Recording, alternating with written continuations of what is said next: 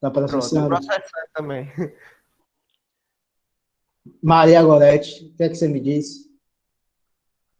Até agora eu estou entendendo, professor. Massa. Maria Adelima, Adeilma, professor. Eu estou entendendo até agora, né? não entendendo, Tá né? ótimo. Tá ótimo. Fábio, Fábio Silva,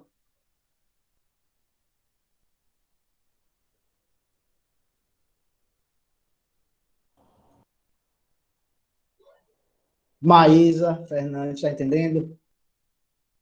De boa, professor. De boa. Ailton,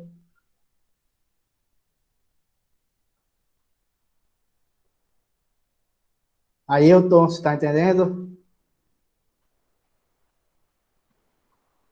Fala, Ailton. José,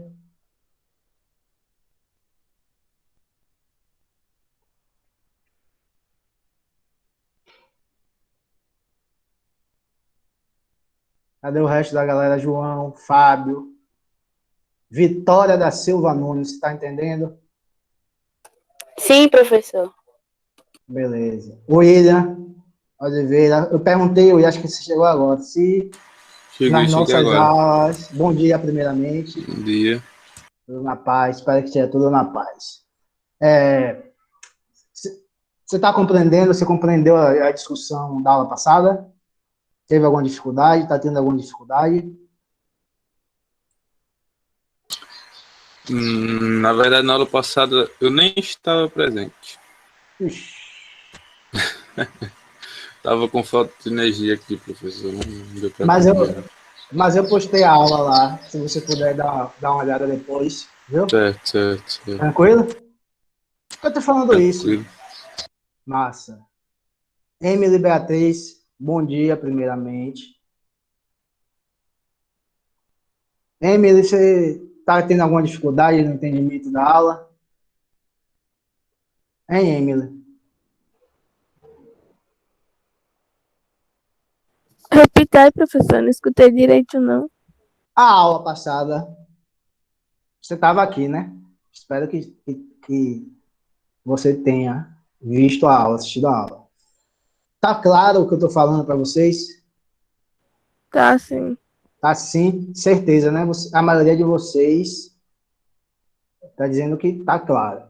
Por que eu estou falando isso? Porque o pessoal de outra turma disse que não estava muito claro, né? Só que eu preciso que vocês entendam o que eu estou tentando discutir, porque senão vocês não vão compreender essa discussão, que é uma discussão basilar da sociologia, né? Que é uma discussão muito importante. Né? E como eu falei, se não está explícito nos diversos autores da sociologia, ela fundamenta. Eu vou preparar, primeiramente, Jonatas, eu postei, mas eu vou preparar slides Beleza, beleza. sobre isso. Fique tranquilo. Porque senão vocês não vão entender esse primeiro bloco do nosso semestre, né? Eu expliquei, você lembra que eu expliquei? Esse primeiro aqui vai ser sobre essa discussão entre indivíduo e sociedade. Então, graças a Deus, vocês estão entendendo. Mas, graças a Deus. Mas eu vou recapitular algumas coisas, né? Essa discussão que a gente tem, como eu disse, é uma discussão muito importante nas ciências sociais, né? Na sociologia particularmente, que ela tem como lógica tentar explicar o quê?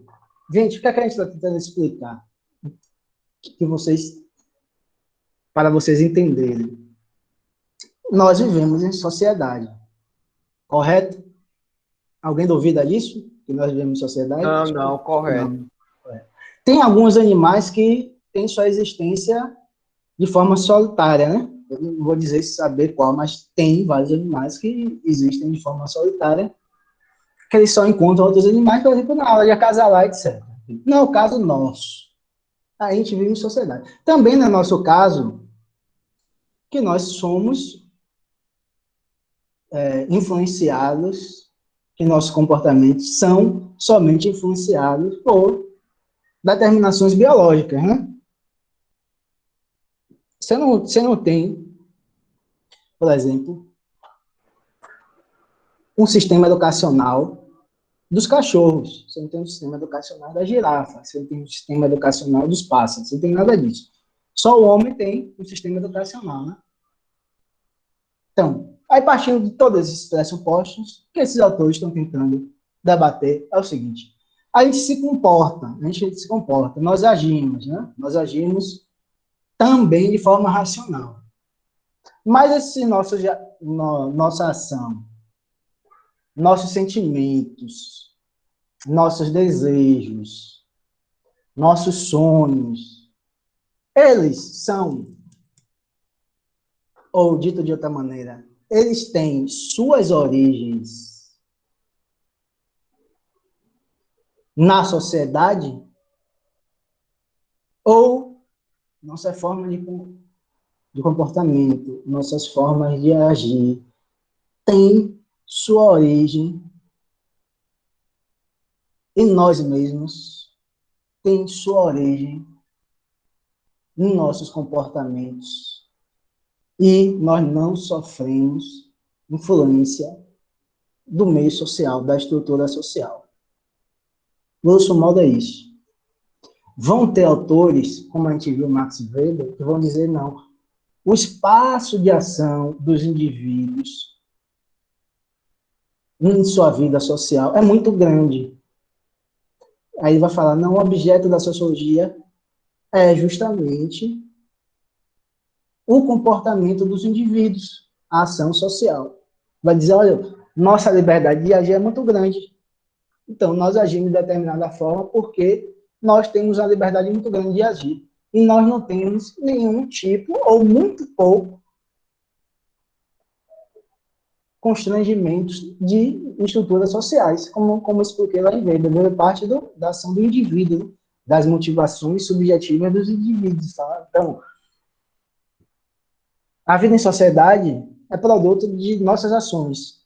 Eu me comporto de determinada forma, Jonathan se comporta de determinada forma, José se comporta, Vitória, Maísa, William, Amy, nós nos comportamos de determinadas formas, e essa multiplicidade de comportamentos tem como produto uma vida em comum, uma vida social, uma vida em sociedade. Mas ele está explicando que são os comportamentos dos indivíduos, nosso comportamento, que vai explicar a vida em sociedade. Durkheim vai falar, não é assim que se procede o estudo da sociologia. São os fatos sociais. Né? Aqueles fatos sociais, aqueles valores sociais, aquelas normas sociais, que são exteriores, estão fora dos indivíduos, que exercem uma pressão coercitiva, que têm um determinado grau de generalidade, ou seja, aquilo que Weber está dizendo que nós temos uma excessiva liberdade, uma grande liberdade de agir, para explicar a sociedade, Durkheim está dizendo o seguinte, não, gente, nós não temos essa liberdade de agir toda.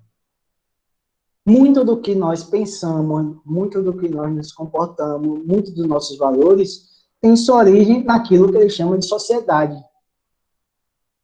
Aí, sociologia, há duas expressões que definem esses dois tipos de entendimento da vida social.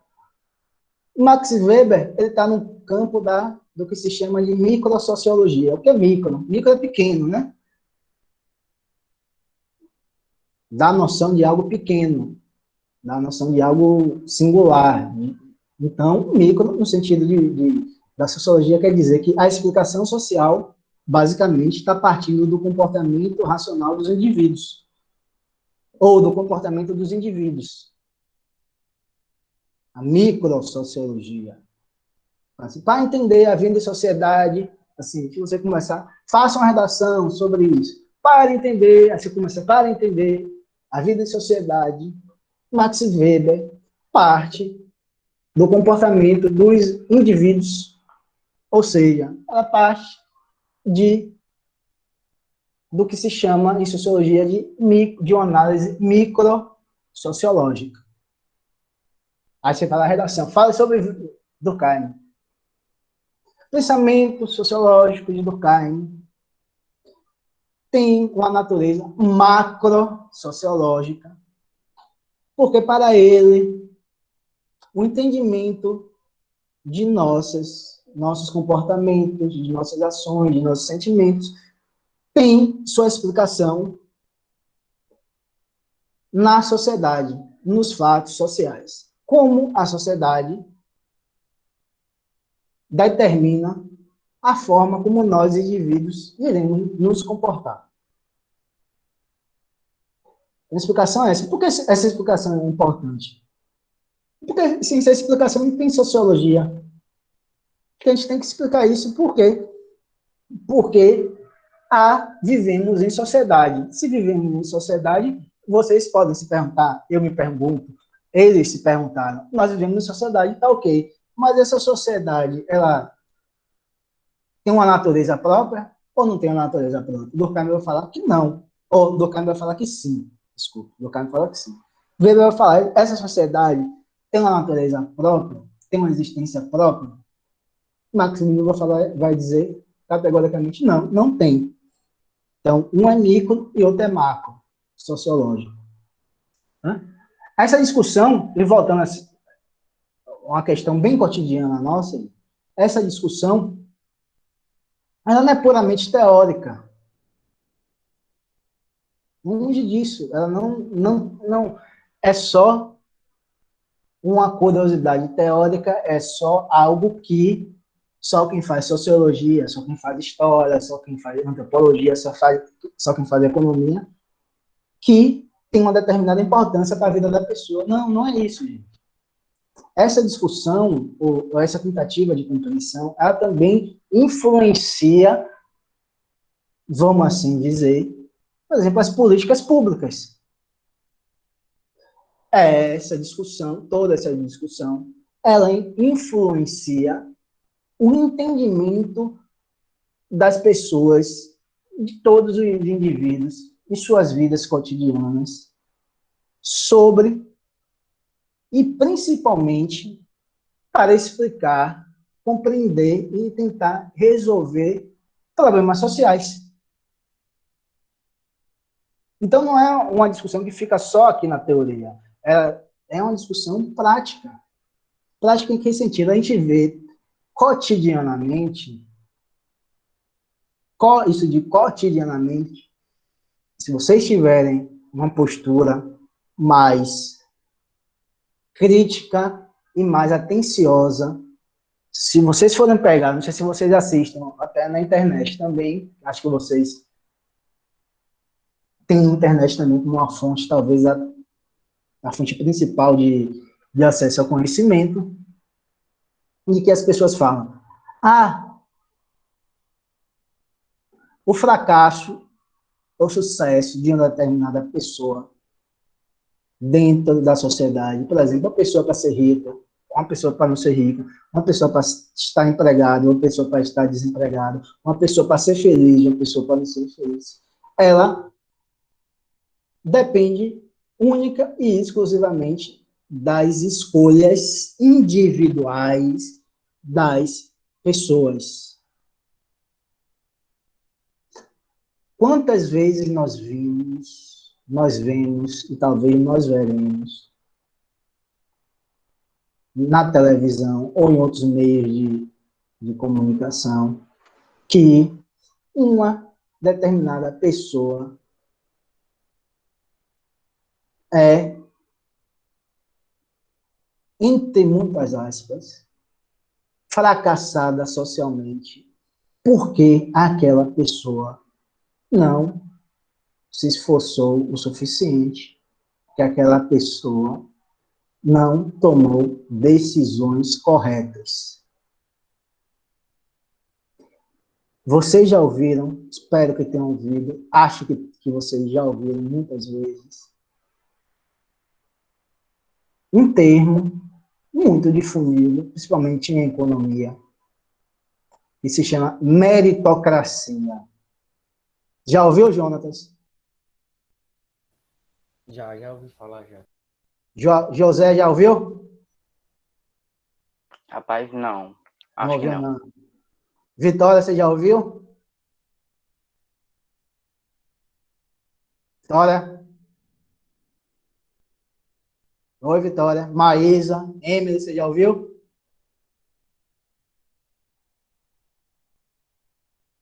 Vocês vão me deixar falando sozinho? Na sala de aula, você não ia me deixar falando sozinho, não, né? Só que... O Ian, você já ouviu? Sim, já ouvi falar. Já ouviu falar, né? Vocês sabem o significado, né? José, o significado de meritocracia, grosso modo, o significado é o seguinte: para a pessoa ter sucesso ou fracasso em nossa sociedade, depende única e exclusivamente dos méritos dela. Ou seja, das decisões dela. Não é verdade? Ela tomou determinadas escolhas na vida, ela se esforçou de forma individual, e desse esforço... Diga, Jonas, fala.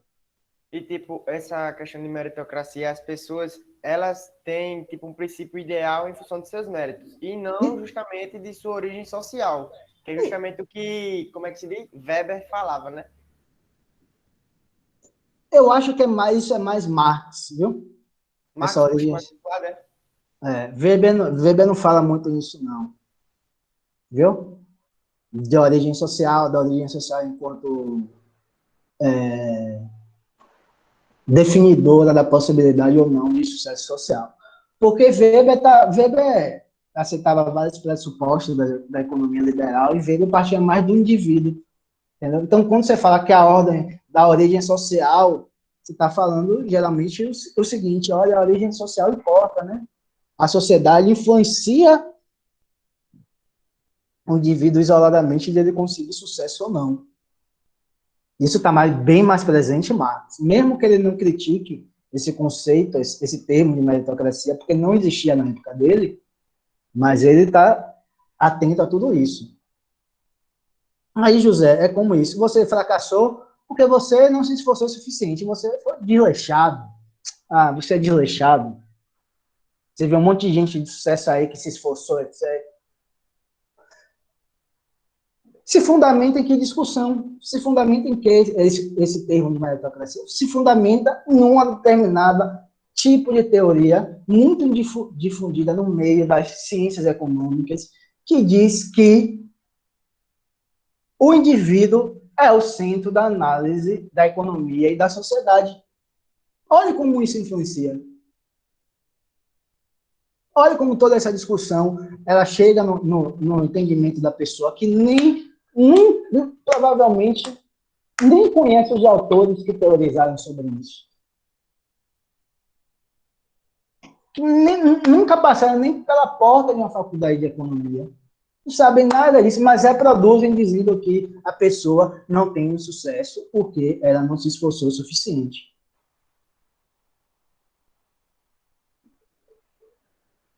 Por outro lado, eu falei, influenciar a discussão sobre políticas públicas. Por exemplo, se você pegar uma pessoa, novamente, das ciências econômicas, da ortodoxia econômica, da tradição econômica que mais preponderante hoje em dia, principalmente no Brasil, você vai dizer, política pública para quê?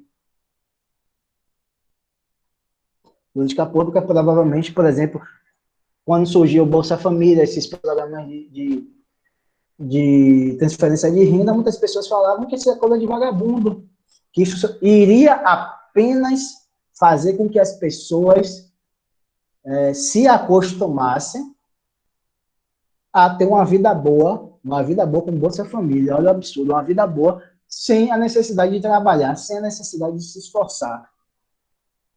Para que fazer transferência de renda? Só indivíduo. Através do esforço do indivíduo, o indivíduo vai ter ou não sucesso. Então não precisa isso. Aí você tem uma discussão que vai influenciar, por exemplo, a atuação do Estado na economia ou não.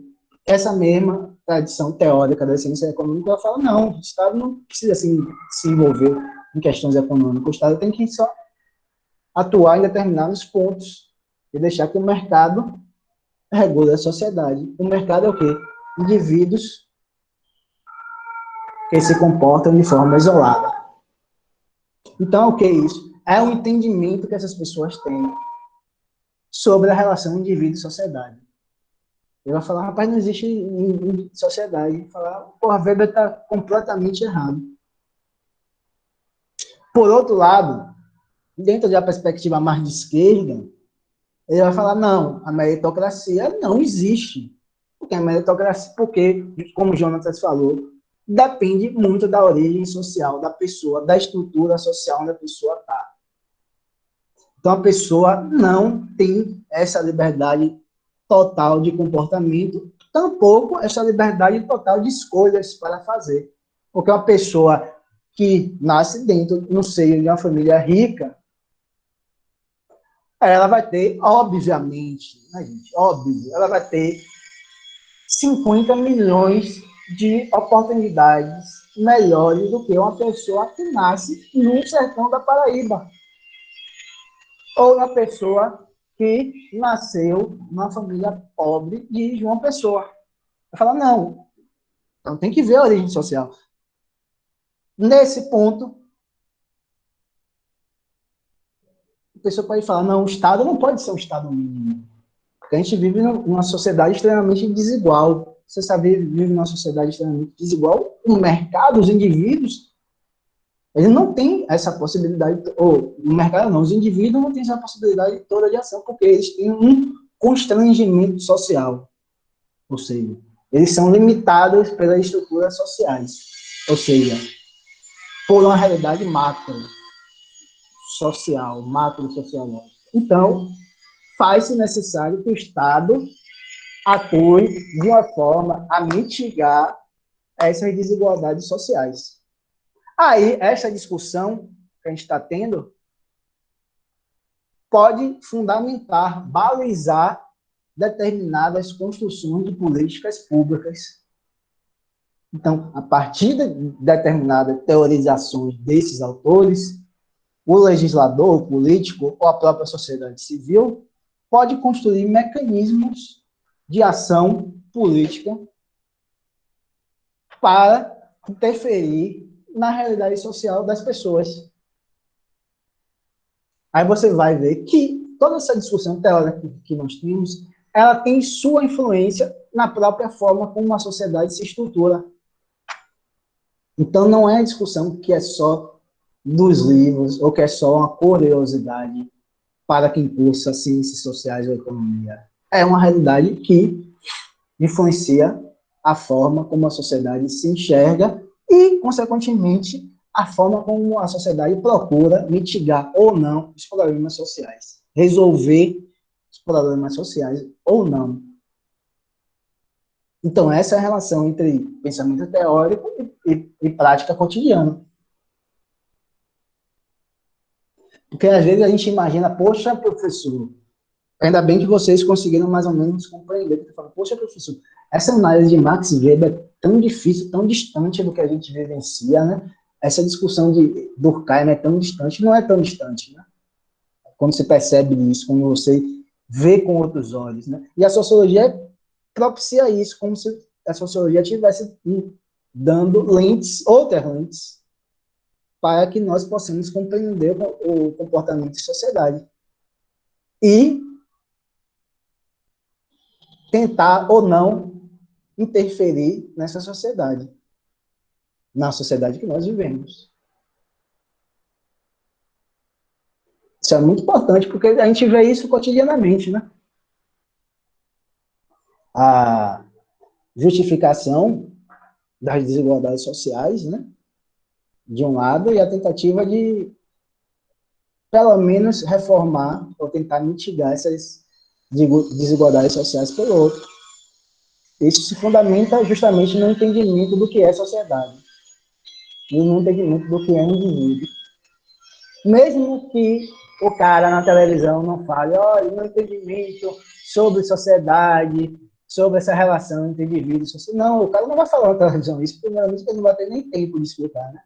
Quando você pega um economista desse do mercado, porque meu entendimento de sociedade, né, que sociedade não existe, que só existem indivíduos, que só existem agentes econômicos. Ele não vai falar isso. Ele vai falar, vai ter esse discurso implicitamente, vai falar, olha, o esforço do indivíduo é que vale a pena.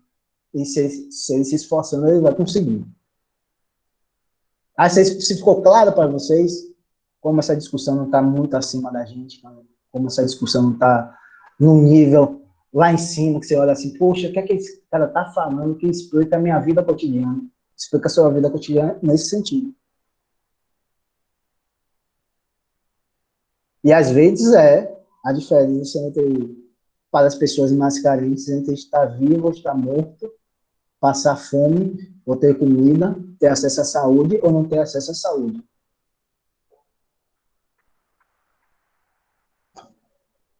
Tá claro? Ficou claro para vocês? Eu não falei nada, só estou tentando fazer essa relação entre teoria, que esses autores estão falando, e a prática. Né? Porque ficar só nessa discussão teórica, porque indivíduo é isso, aquilo, indivíduo, sociedade, indivíduo é essa, vai ficar muito distante de vocês e muito distante da compreensão de vocês. Perfeito? Gente, vocês compreenderam? Por favor, digam, compreenderam. Sim. Beleza, Jonas. Porque eu tô retornando. Em outra turma, eu falei isso de Durkheim, né? Aí eu perguntava, tá entendendo? A galera, tá entendendo? Não, tá. Beleza, passei. Quando eu vou chegar para falar em Weber e Marx, a galera, poxa, tá difícil. A pergunta, vocês entenderam a anterior? A pessoa mais ou menos, para eu vou ter que retomar isso. Mas o bom é que vocês estão conseguindo compreender. Mas não estou falando que a outra turma é pior, melhor do que vocês, não. Mas realmente é uma discussão que tem seu grau de dificuldade, né? Como vocês estão no ensino médio, o grau de dificuldade é maior, né? Então vamos chegar a Marx, né? Eu já falei, né? Lembra, grave. Weber, microsociologia, entendimento a partir do indivíduo. Durkheim, macrosociologia, o entendimento a partir da sociedade, da determinação da sociedade. Marx, como é? Veremos agora. Marx é aquele autor que todo mundo quer dar o pitaco, né? Porque Marx... Oi, diga. Fale de novo esse negócio aí, só para me anotar. Beleza. Weber, análise microsociológica, sua tentativa de compreensão da realidade social parte do indivíduo. Dá o tempo para você copiar.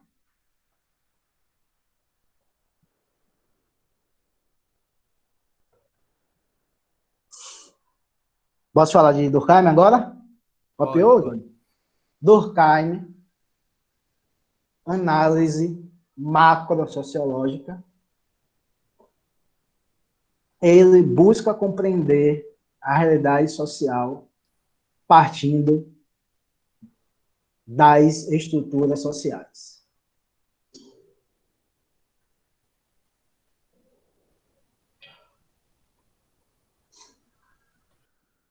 Tenta compreender o quê? Realidade social.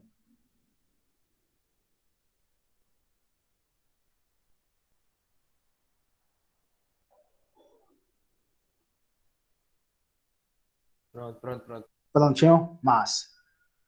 Aí, gente, copiei também, viu? Mas a aula vai ficar lá no Classroom, aí vocês reassistam. Espero que reassistam, né? Karl Marx, o último dos três clássicos que a gente vai ver, né?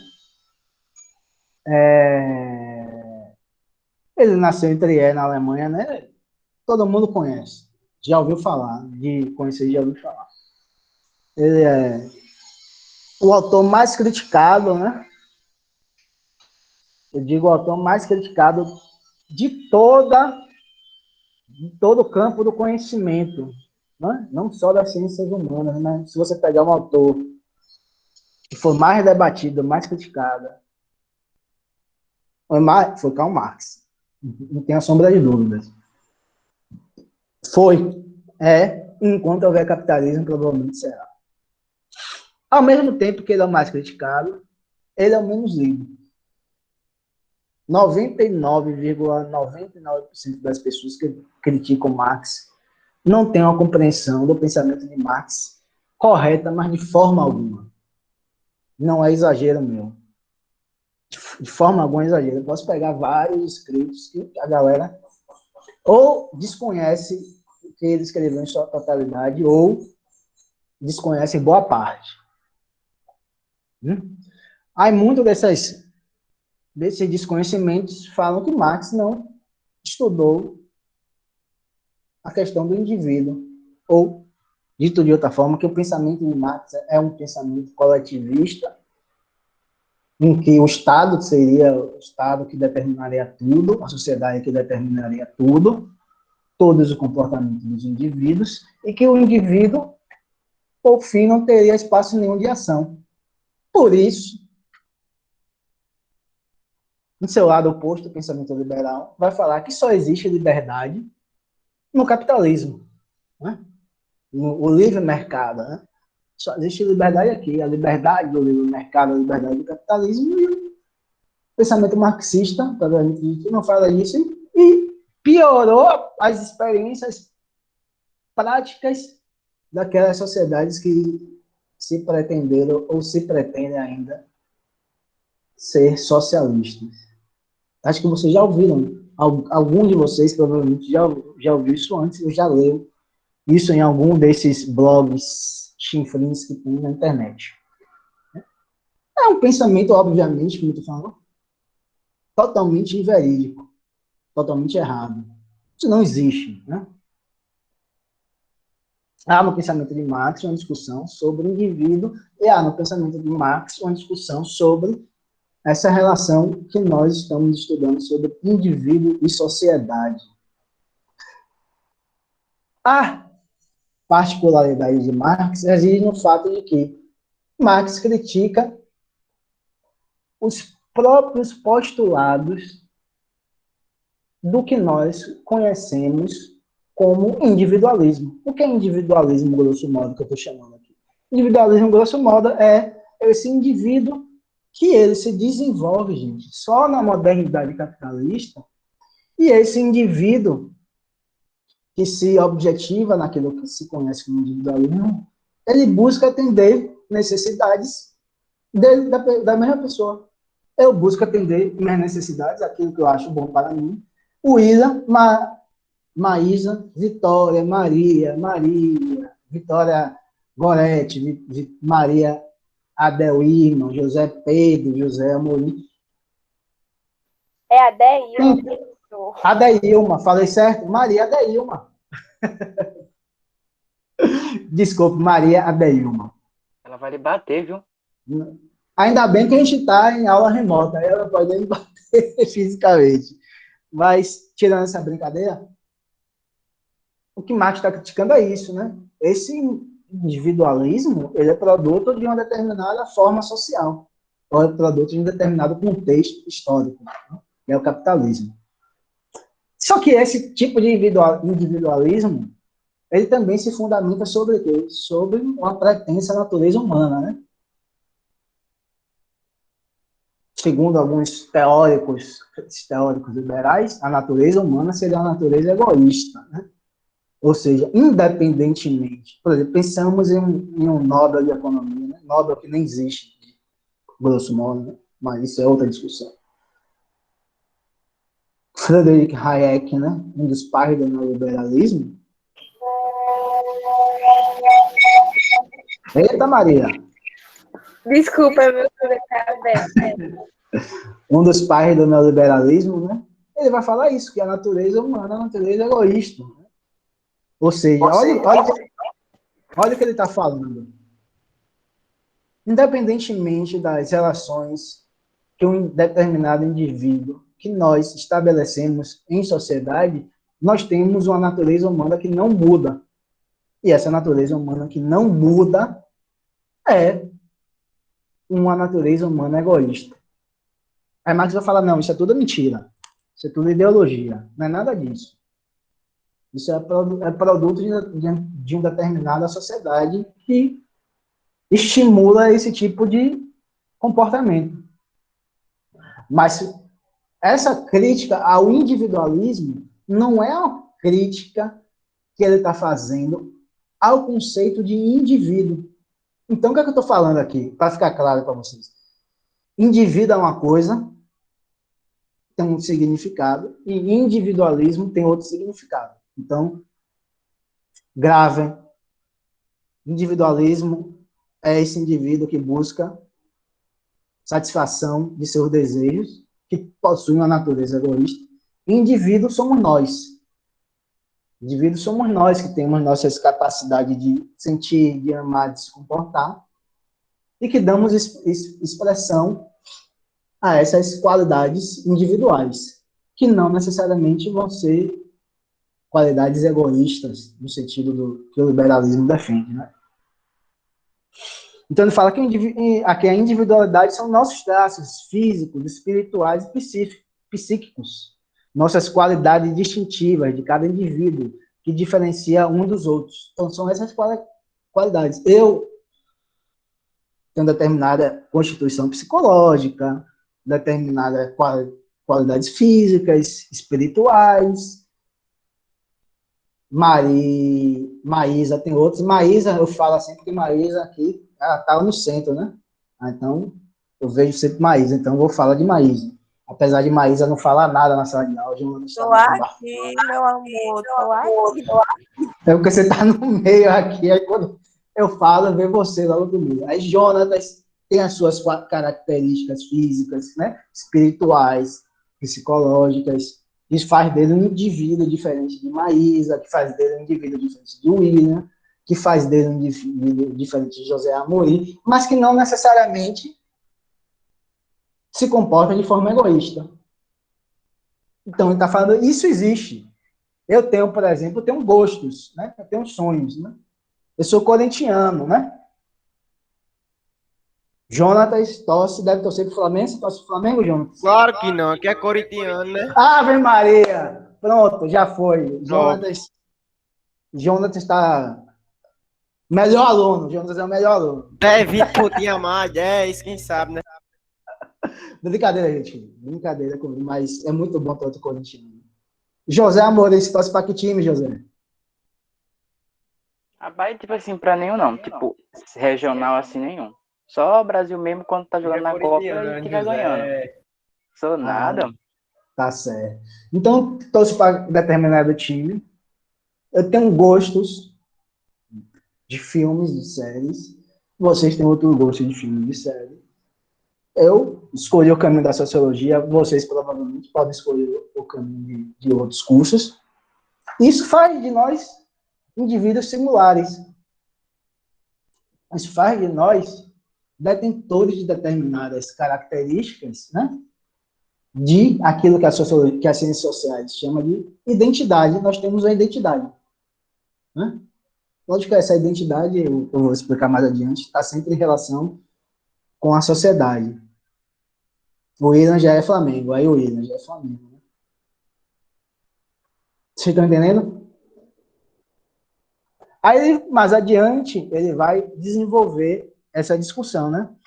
Vai apontar que existem 4 pressupostos da individualidade, né? Ou seja, que são 4 pressupostos? 4 características, né? Então, primeiro ponto. O indivíduo é um indivíduo natural. Temos corpo, né? Mas só que essa naturalidade nossa, né? Temos corpo, nosso corpo é concreto, sensível, né? Nós temos audição, nós temos visão, né? Nós temos racionalidade, né? Só que essa naturalidade nossa, Marx diz, que é uma naturalidade consciente. O que é uma naturalidade consciente? É uma naturalidade, nós somos produtos da natureza, ninguém duvida disso, né? Assim como o leão é um produto da natureza, nós somos produtos da natureza. Acho que isso ninguém duvida. Ou alguém acredita aqui que nós somos extraterrestres? Alguém acredita nisso? Tem alguém que crê nisso?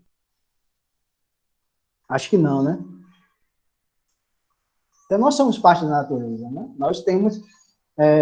nossa Constituição corpórea a maior porcentagem é feita de água, né? Acho que 70%, 70%, 80%. Acho que com certeza é mais do que 50% do nosso corpo é água, né?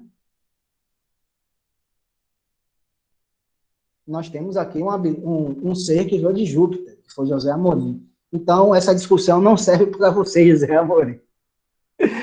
Nós somos na grande constituição de água, assim como o chuchu assim como a melancia né? Boa parte é constitutiva de água, mas, diferentemente do chuchu e da melancia, nós temos racionalidade, né? Nós temos uma consciência, e a partir dessa consciência, nos possibilita o quê? Refletir sobre nossa vida. E refletindo sobre nossa vida, nós nos comportamos também, né? Que não é só racionalidade, também tendo como parâmetro a nossa racionalidade. Ele está falando isso. Né? Natural consciente, natural que tem consciência. O chuchu não tem consciência, a melancia não tem consciência. Né? A árvore não tem consciência. Né? Racionalidade nesse sentido. O leão não tem, o gato não tem, o cachorro não tem. Então, essa racionalidade é somente nossa. Então, ele está falando, nós somos produtos da natureza, mas nós nos diferenciamos da natureza porque nós temos um cérebro, uma racionalidade. Um cérebro não, desculpe, que todo animal assim, vai ter cérebro, né? Mas não terão racionalidade. O segundo ponto, o indivíduo humano é histórico, resultado do desenvolvimento histórico. Portanto, não é substância perene, externa, histórica, como pressuposto dado naturalmente. Terceiro ponto, o indivíduo humano é social, é um produto social, como parte da sociedade, não sendo um indivíduo a priori antes da sociedade. E o quarto e último ponto, o indivíduo humano é um indivíduo ativo, dinâmico, que se autoforma, criação de si mesmo, não dado imediatamente pela natureza, nem por forças externas ao indivíduo. Estes três últimos pontos eles se relacionam entre si e são de fácil compreensão. Ele está falando em indivíduo concreto histórico. O que é que ele está falando? Que cada indivíduo, nós, somos produtos de um determinado período histórico. Lembra quando eu falei da teorização liberal, que ele fala que essa natureza humana egoísta, ela faz parte da constituição do indivíduo, independentemente do período histórico que esse indivíduo esteja vivendo? Marx está falando que não existe isso de nós, enquanto indivíduos, termos uma característica que seja inerente a vários períodos históricos distintos. Vamos dar um exemplo, para ficar claro. A gente aqui, na vida em sociedade, a gente fala que tende a se comportar de determinada maneira que nós buscamos a satisfação de nossos desejos de forma egoísta. Né? Mas se você for Marx está dizendo isso é um produto da história, da modernidade capitalista. Se vocês forem para uma tribo indígena, se vocês fizerem um trabalho de campo numa tribo indígena da Amazônia, os índios, os indivíduos daquela sociedade, as pessoas daquela sociedade, eles não vão se comportar dessa maneira. Então, o índio A, o índio B, o índio C, eles não vão se comportar tendo como objetivo acumular riqueza. Muito pelo contrário, eles têm um determinado comportamento em que, para eles, é um absurdo o comportamento que o homem branco tem em tentar sempre acumular mais e mais riqueza. Se você perguntar para um índio lá, ele fala: quanto é que você tem na sua conta bancária? É uma pergunta absurda, né? Que lá não tem nem banco. Por que não tem nem banco? Porque, dentro daquele contexto histórico, não existem essas relações sociais que fez com que se desenvolvesse aquilo que Marx está falando de individualismo. Percebem? E isso serve para outros tipos de sociedade. Para uma sociedade tradicional africana, lá do século, por exemplo, século XV, XVI, igualmente as pessoas não se comportavam para acumular capital, porque lá naquela época não existia capital. Então, o que ele está querendo dizer é assim, os indivíduos são históricos e dependem do contexto histórico, da estrutura social, de cada período histórico em que nós estamos inseridos. Está ficando claro para vocês? Hein? Sim. Então, a gente se comporta dessa forma, mas, por exemplo, o índio não se comporta dessa forma. Por quê? Porque ele tem um contexto social histórico diferente do nosso. Ô, professor, Oi. e também isso aí está relacionado a justamente o que Karl Marx desenvolveu, que é sobre as classes sociais. Sim. É um produto direto das classes sociais. Porque isso aí vem de berço, né? Tipo, vamos supor que você nasce em uma família rica, você vai ser criado daquela determinada maneira. Ou seja, ali já vai ser uma classe social diferente da minha, que eu nasci, vamos supor, de um berço mais pobre. Então isso aí vem mais baseado, já vem tipo de berço, assim, como é que se diz? Hereditário, da família mesmo. Hereditário está mais ligado à biologia, né? Mas vamos dizer, É que eu acho que eu falei a palavra errada. Você é determinado pelo meio social que você vive, né? Mas no sentido da classe social, social que estou falando aqui, por exemplo, as classes sociais, burguesia e proletariado, a burguesia tem o objetivo da burguesia é acumular sempre mais, né? Sempre mais. Né? Sempre mais. E as classes dominantes das outras estruturas sociais, elas não têm como ser objetivo essa acumulação de capital. Então, por quê? Porque aquela estrutura social é diferente. Aí ele vai mais adiante, né? Ele fala, o indivíduo humano é social, é um produto social, como parte da sociedade, não sendo um indivíduo a priori. O que é que ele está dizendo, não sendo um indivíduo a priori? A priori é um termo latim que significa antes, né?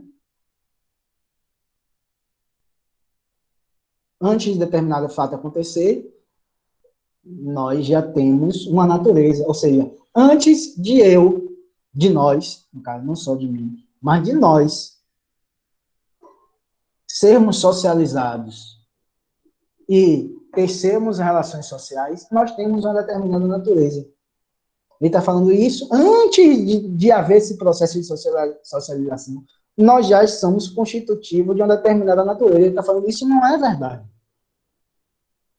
Ele está falando isso não é verdade. A natureza humana, se é que podemos falar em natureza humana, porque quando Marx utiliza a expressão natureza humana, ele está dando um significado distinto, é sempre um produto da vida em sociedade.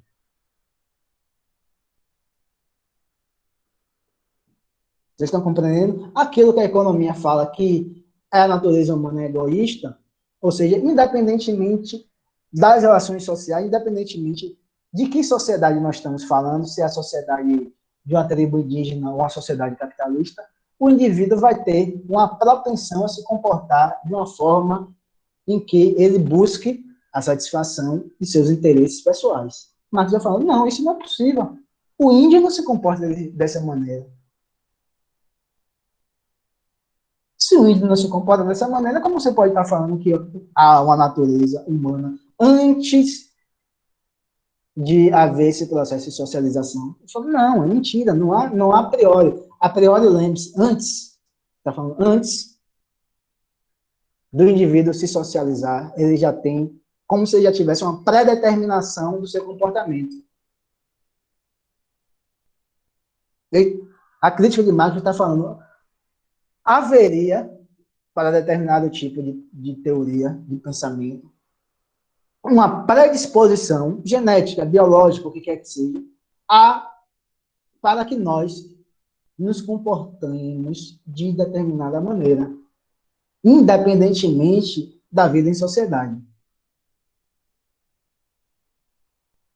E o último ponto, quando ele fala que o indivíduo humano é um indivíduo ativo, dinâmico, que se autoforma, criação de si mesmo, não dada imediatamente. Espera aí que a gente vai terminar. Ele está falando o seguinte, que nós, indivíduos humanos e sociedade, nós não somos frutos de deuses, nós não somos frutos de nenhum tipo de divindade. Os seres humanos se autoformam. O que é que eles se autoformam? Através da centralidade do trabalho, né? Para Marx é o trabalho, os indivíduos humanos se forjaram enquanto indivíduos humanos. Não somos produtos de Deus. Ele só está falando isso. E, por fim, qual a relação de sociedade? A relação entre indivíduo e sociedade, Marx simplesmente pode ser resumida no seguinte ponto. Os indivíduos são os produtores da sociedade, são. Mas a sociedade impõe determinados limites ao comportamento do indivíduo. O indivíduo ele não faz o que ele quer. O indivíduo vai fazer, vai agir, tendo como base determinadas normas sociais, determinadas relações econômicas, em que existem antes dele. Em que sentido existem antes dele? Que nós nascemos, nós já encontramos uma sociedade capitalista, nós já encontramos determinadas relações econômicas, nós já encontramos determinados valores sociais, nós já encontramos determinadas formas de se relacionar com o gênero, com a raça, com a etnia, com tudo isso. Mas Marx está falando o seguinte, que isso tudo é produto das relações dos indivíduos, mas que o que ele chama de sociedade, Marx não usa sociedade, mas usa formações sociais, modo de produção, etc. Essas formações sociais, esses modos de produção, eles podem ser igualmente transformados pelo comportamento dos indivíduos que estabelecem grupos sociais. Então, o indivíduo produz a sociedade, mas a sociedade produz o indivíduo. A sociedade existe tendo sua própria lógica, mas não é a lógica que Durkheim fala, não é essa lógica exterior, essa lógica meramente coercitiva, que o indivíduo é meramente passivo. Não. Tem sua força, determina o comportamento dos indivíduos, mas os indivíduos que se organizam em grupos sociais podem igualmente mudar determinada estrutura social da qual ele nasceu. Pense, por exemplo, quando ele discute a questão do socialismo. O que ele está discutindo socialismo? Através da organização dos indivíduos em grupos sociais, né? Na classes sociais, em grupos políticos, através de partidos socialistas, através de partido comunista. Esses indivíduos, eles podem fazer com que aquela estrutura social seja destruída e surja algo novo. Ao mesmo tempo em que esse fenômeno do individualismo, ou, por exemplo, o surgimento de uma sociedade na qual a solidariedade seja o valor mais importante dessa estrutura social, ela vai ser algo construído, também determinado pela estrutura social. Então, vai ser uma relação basicamente dialética entre um e outro.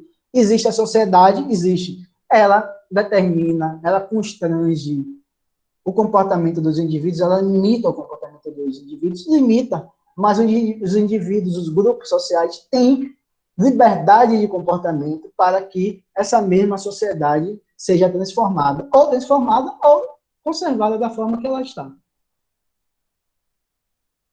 Beleza? Então ficaria no meio termo, entre um e outro, né? Se, olha, Durkheim está lá naquele polo de macro de sociologia, Jonatas e galera. Weber está no polo oposto, no seu polo oposto, e Marx está, vamos, para fins didáticos, falar que Marx está entre um e outro. Tá certo? Então, vamos terminar por aqui, que eu já adentrei 5 minutos da próxima aula de vocês. Certo? Assistam, se puder, essa aula novamente. Acho bom que vocês tenham entendido razoavelmente o conteúdo dessas aulas. Aí eu vou postando lá slides, essas coisas, alguns textos para facilitar o entendimento de vocês. E a gente se vê na próxima terça, né? 9 horas, nesse mesmo lugar, nesse mesmo local. E bom final de semana para vocês, bom resto de semana, boas aulas, bom final de semana. Nos encontramos na terça-feira que vem. Viu, gente? Valeu, José, valeu, João. Beleza, valeu, professor. Valeu, Maísa, valeu, William. Até Valeu, mais. professor. Até mais.